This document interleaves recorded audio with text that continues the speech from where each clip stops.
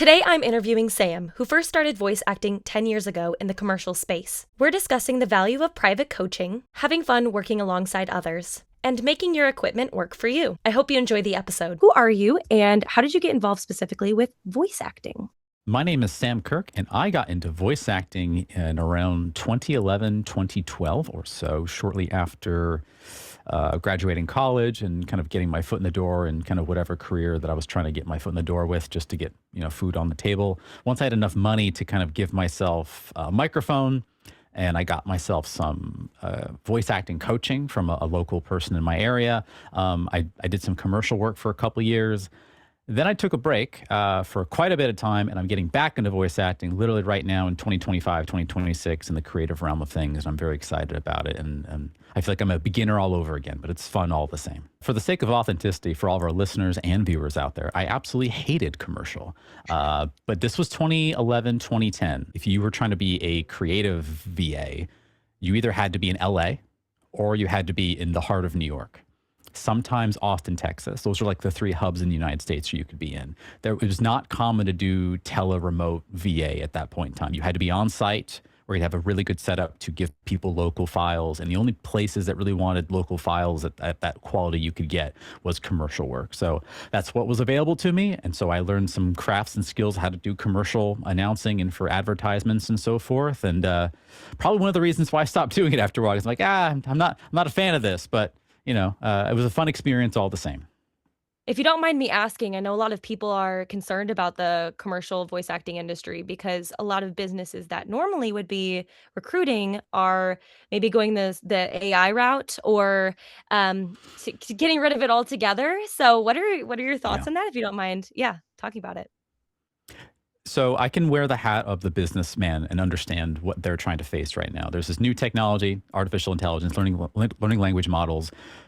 For pennies on the dollar, you get a service that you had to pay a lot of money for, and you had to go through all of the hurdles of like getting the right talent, getting the person who's professional, getting someone who respond to things on time. I get that side of it.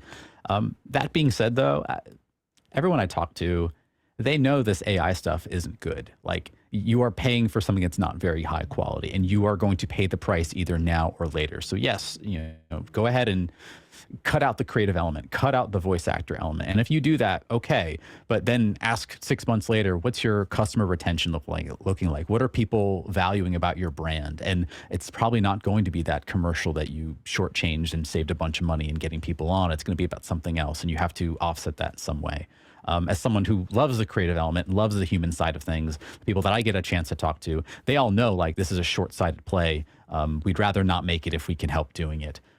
So if it were me, if I'm a VA in the commercial space, I think lean in more in the human element, lean in more in the fact that people can hear that you're in a room and you're breathing up space and so forth. I think that's what people are going to want to pay for a while, but we are on a bumpy road as far as I can tell based on what I'm seeing.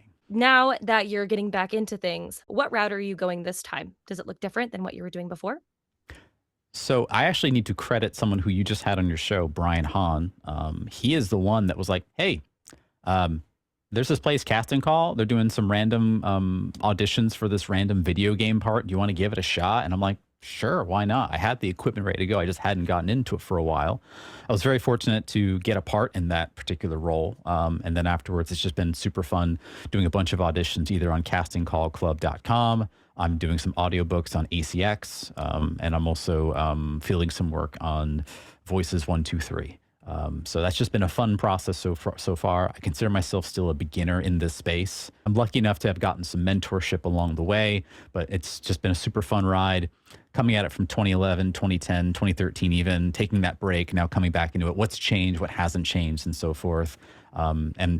As we talked about before, this is not my primary sense of income, so this is just a fun play ride, just a fun sandbox for me to just kind of have fun with. Before we talk about the mentorship and the coaching, which is an important topic, what is it like doing audiobooks? Audiobooks is a little bit of a different ball game depending on what kind of work you're doing elsewhere. One of the things is meeting ACX requirements. So ACX is the platform that 99.9% of audiobooks are on, which is the Amazon platform for authors to shop around and ask for people's auditions. And the requirements they're not that complicated, but they can be pretty overwhelming for people that aren't used to it. So for instance, it's things like making sure your room tone or your room noise floor isn't too low. Like a lot of people want to make sure that the room sounds dead inside, which again is where I come in saying you should lean into that human element. Creators and especially authors of books, they want to make sure it's a real person talking into the microphone and giving like real breath to the words you're saying. And the only way you can examine that is if you have actual room noise in the room. So you don't want it too low, don't want it too high, obviously, and getting that right range there.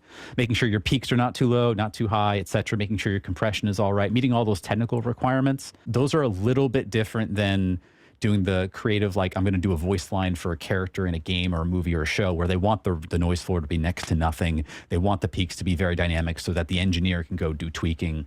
In the ACX Audible book world, you are the engineer. You're the sound engineer. You kind of have to have a hand in like how you equalize it, customize it, get rid of dead air, get rid of all your mouth noises and all that stuff. So that's the biggest difference right there, I think. Let's delve in then to the coaching and mentorship. So you Yeah. said in the past you did do some coaching.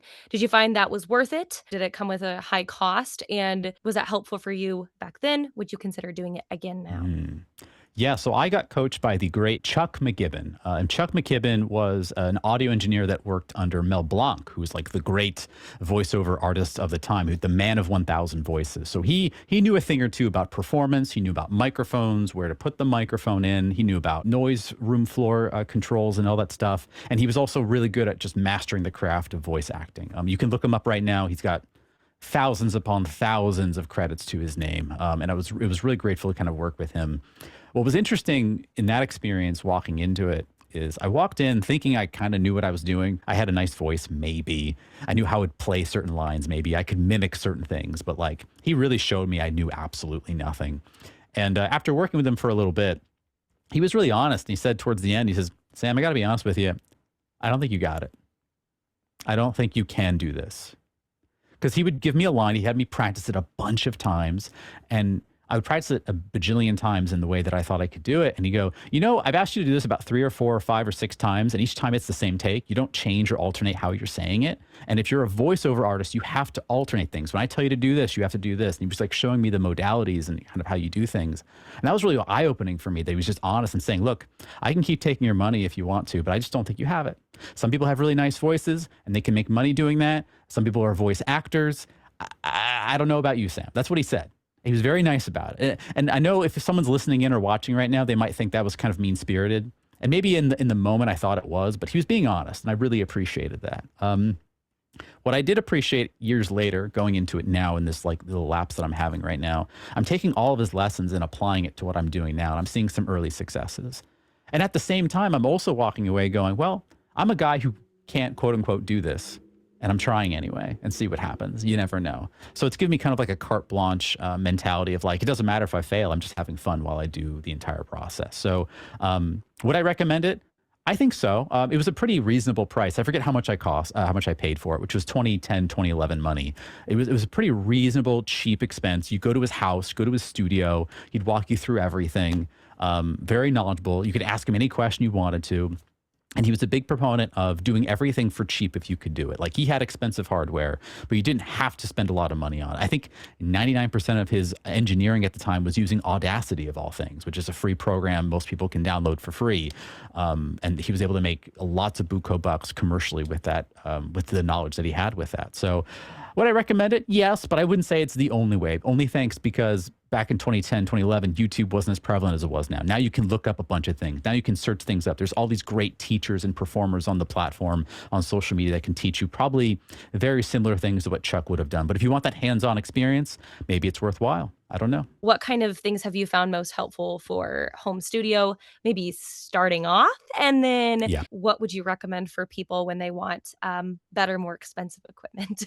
Don't spend a lot of money on gear. At the same time, though, you should have the gear work for you, not the other way around. And what I mean by that is you want to make sure you have a microphone that picks up your frequencies in the way that's natural for you. You can hear it in an audition when someone is like acting over a microphone, like they're trying to overcome a microphone's like problems that it might have. It doesn't pick up your lower frequencies or higher frequencies. Whatever you can do, whether it's tuning your microphone accordingly or getting the right gear to make it so that way it makes sense for you, I highly encourage you to do that because it is a joy to just be able just to perform and then edit some nips and tucks here and there and then forget about it. It saves you time, saves you money in the long run. But again, don't break the bank. So, I mean, when I started off, I forget what my beginner basic mic was, and I wish I'd saved it. It was the one that Chuck, I think, recommended. It was something that was like maybe $100. So it wasn't cheap, but it wasn't mid-range either. It's in that budget mid-frame range. And this is back in 2010, 2011. And it was a USB mic, which back in the day was like, oh no, you don't use a USB mic at all, but it was the best we could do. And he says you can fool some people with some equalization tricks, some compression tricks, some noise reduction tricks to make them think it's not USB. But eventually, if you get a high-end client, they'll know this. So I would say that's what I started off with, and I would just do my sound engineering small amount of expertise that I had to kind of fake it and fool it for a while.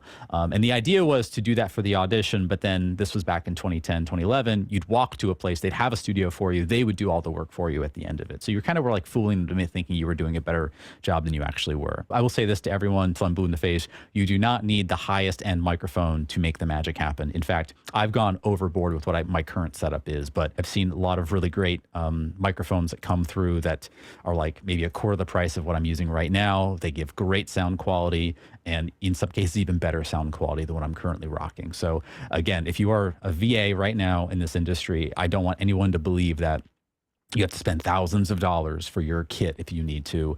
I do think there's a minimum threshold.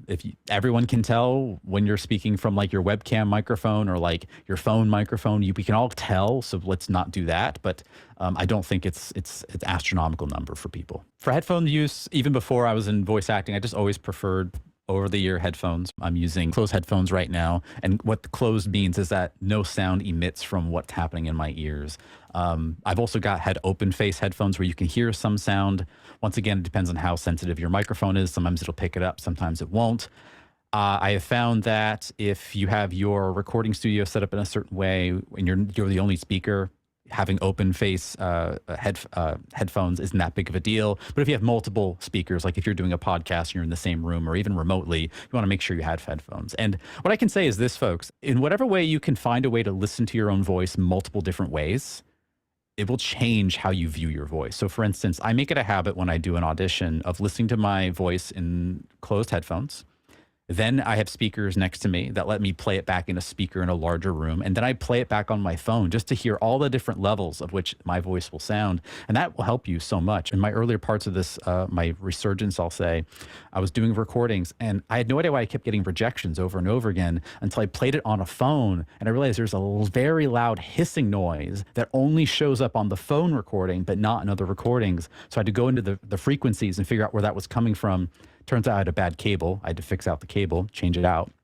But if I hadn't had that opportunity to see that, I wouldn't have had an opportunity to fix that. So right now, I'd always recommend having closed face headphones if you can. These are a little expensive. I forget how much they are, maybe $200.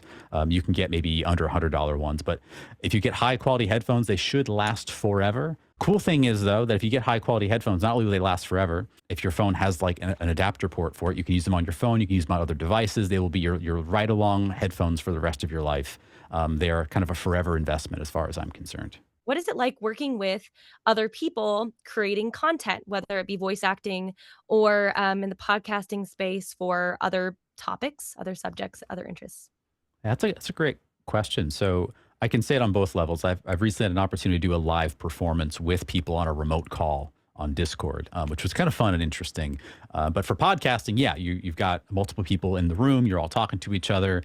And the way that can manifest your quote unquote, I'm going to use the scare quotes, performance here is you might have an idea in your head of how you're going to broach a topic or talk about something, but then someone else raises the stakes on the topic, or they have a different idea and they become more animated. And then you feel the need to become more animated. And then you become animated for each other. And you have what I call lens creep. We're like, hey guys, aren't we just doing a podcast? But before you know it, you're doing a full-blown show, comedic thing, whatever. And it's fine. It's fun. And if it's super low stakes, who cares? But sometimes you can get away from what the original vision is supposed to be. So something to be mindful of. But honestly, if you get an opportunity to work with other people, that is some of the most fun you can possibly have. You know, we're all one individual. I'm a person, you're a person, Tessa. We're all one person. So I only have one lived experience. So if I hear someone else's lived experience react and work on something else that I hadn't even thought of, it's going to inform me and make my performance better. So all in all, it's a great thing. But there are a lot of technical challenges, and there's a lot of just like tonal challenges just to get right. Because again, for a podcast, who are you broadcasting it to? Who are the listeners? Who's the general demographic? Who are we communicating this to? Are we dumbing this down too much? Are we not going deep enough into a deep dive? That kind of thing. And so from that element, that can be a challenge. But I always try to be mindful of who's the customer, who's the lens, who's the listener. How do we try to make this make sense for them, and try to rein that in as much as you can. But sometimes you can't. You just got to go with it. Tell me more about that live performance you were talking about and other current projects that you might be involved in or are starting on. So I had an opportunity to play in a live. I've never heard of it before, but apparently some people do what's called a live performance let's play of a video game.